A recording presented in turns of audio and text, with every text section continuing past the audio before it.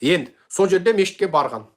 Мешітке барса, жаңағы имам айтады дейді, мына конституцияға барыңдар, жаңағы референдумға барыңдар, дауыс беріңдер, елбасы деген ғой. Сол шыққаннан кейін жаңағы біраз көз ашық көкірек азаматтар имамды алған ғой. Сен дініңді айтып жүре бермедің бе сен? Бұл конституция деген бүкіл халықты міне бітті ғой қазақ халқы.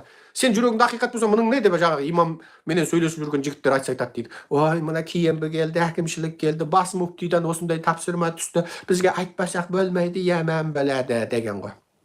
Көрдің бе? Соны айтып, маған бір кісі видеосын жаңағы жіберіпті.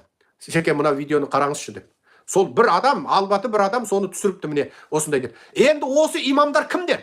Бұл Ирандағы имамдармен бірдей.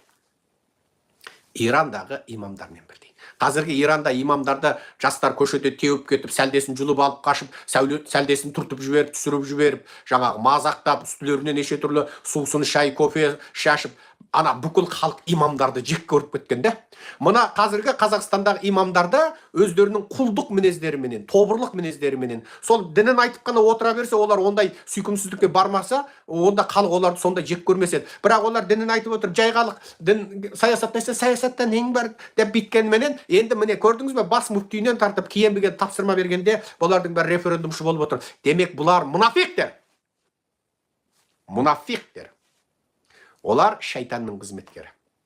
Жайшылықта кереметтен де айтады, Құранды керемет тәпсірлейді, керемет уағыз айтады, хадисті түсіндіреді, ой, айтып отырғанда деген, сарт құсап басын бейтіп шайқағанда деген әсерлендіріп жібереді. Ана қолданатын риторикаларда сарттар сияқты. Былай қарап бір сөйлейді, былай байқадыңыздар ма? Бүйтіп қарап бір сөйлейді.